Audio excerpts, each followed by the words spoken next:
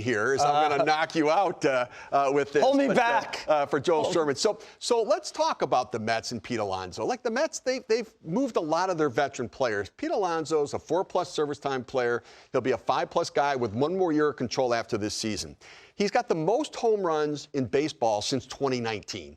Why have the Mets not signed him to an extension? I have a theory that Met people I've asked and haven't said yes or no. I'll give you my theory. Last offseason, Steve Cohen pretty much signed anyone he wanted, including like his own guys who he wanted to keep. Nimmo, McNeil, Diaz, Ottavino, etc. This is the most popular player, to your point, a very, very good one on the field. He clearly had to go to him.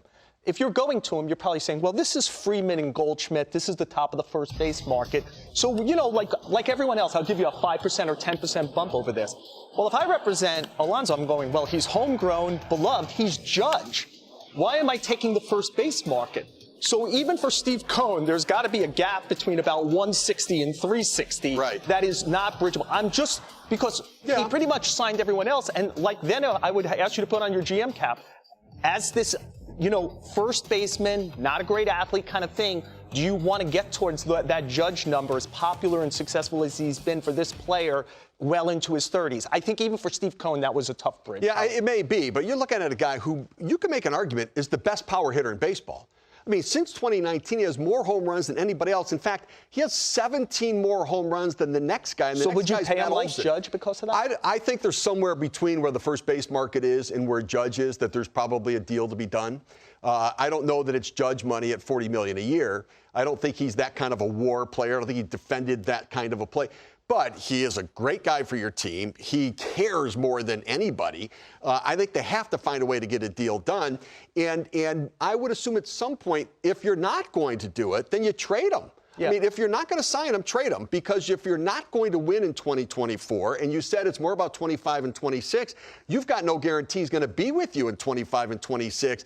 I was surprised that if they didn't think they could get a deal done, and they've already visited it, he wasn't available at the trade deadline. Yeah, I bet you if this is how they look at next year's trade deadline, he's available. If they're not going to get a deal done. Right. I mean, it could be right. Next year. I think they want to give themselves one more offseason. Let's see how it goes. One more whack at a couple of months to see if they're in it. But me and you sitting in that GM corner next year might be talking about Pete Alonso if they're kind of under 500 again. Yeah, I think we might. All right, so let me ask you this. Shohei Ohtani, we talked about him earlier today, obviously. He's part of every day just about with what we have going on. He's doing things we've never seen before. His market, you know, we've heard geography matters, winning matters, and obviously the money's going to matter.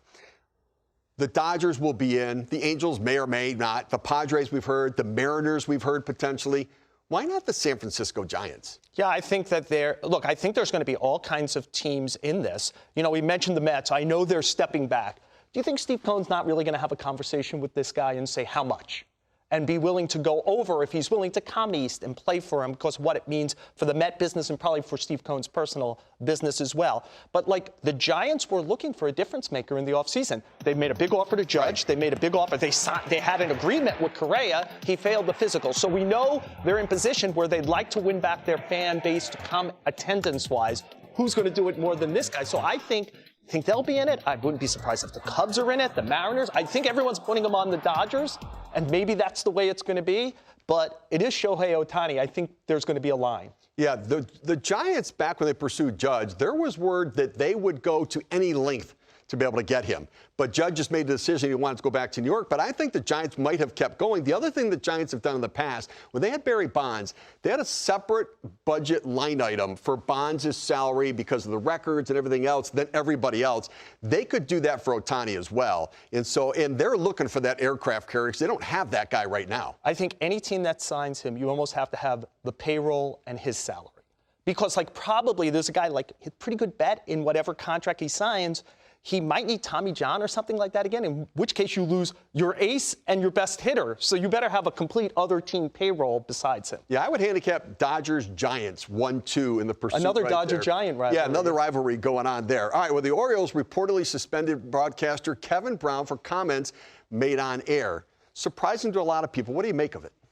Yeah, look, this is a moment to just do the right thing. This could be a 24 or 48-hour story. I know that people came out and said what Kevin Brown said was on the game notes and a producer did it. Who cares about anything? It was just a fact. It was a fact. You know, he said a fact on the air. say he had been fiery about it. Would you want to work for someone, like everyone says he's really good at his job, who if you say one sentence or two sentences someone doesn't like, you get fired or suspended? So I think there's two things that need to happen today. Whoever made this decision in upper management of the Orioles should just come out and say, we overreacted. We made a mistake. This was whatever. And number two, recognize this is taking away attention from a very good baseball team that's going to be good for a while. You know what that means? They're going to get a lot more attention over the next couple of years because they're going to be really good. And the criticism that comes with that is going to be a lot worse than what their record was in St. Petersburg.